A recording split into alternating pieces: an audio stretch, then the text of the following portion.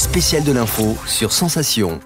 Les spéciales de l'info sur Sensation, nous sommes à l'association AJC. Je suis avec Chantal Paoli-Texier. Vous êtes la présidente et la fondatrice de l'association qui lutte contre les violences morales intrafamiliales. Sur votre site, vous parlez du profil des auteurs et des victimes de violences morales, mais est-ce qu'il y a un profil type d'auteur de violences morales ? En fait, il y a plusieurs profils. Nous, au départ, quand on a commencé à travailler nos recherches à l'association, on s'est penché sur le profil du pervers narcissique qu'avait mis en avant Marie-France Irigoyen dans ses ouvrages.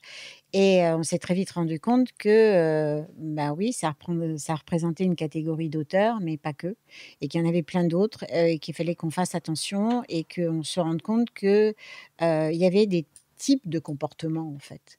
Il y a des profils, mais il y a surtout des types de comportements qui sont des comportements de domination, d'un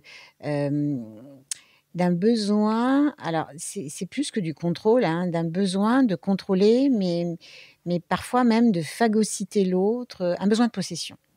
Alors justement, on parle souvent de quand il y a violence morale, même physique, etc. On dit souvent que l'auteur est un pervers narcissique. On s'arrête là. Est-ce que c'est nécessairement un pervers narcissique ou est-ce qu'il y a justement d'autres profils ?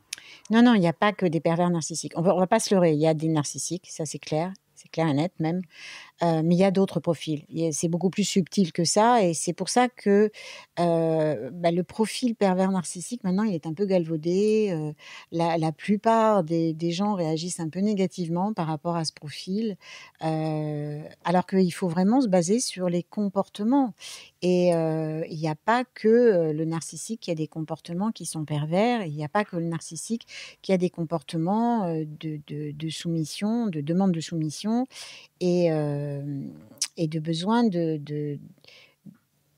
d'exister en contrôlant autrui. Voilà. Est-ce qu'on peut être auteur de violences sans en avoir conscience ? Alors oui, moi je pense que oui, il y a des profils qui effectivement peuvent être auteurs sans en avoir conscience et peuvent travailler sur cette prise de conscience. Mais alors, sur les 4 profils que nous on a établis, il y en a qu'un qui est comme ça. Et c'est un profil qui, en règle générale, a vécu de la violence.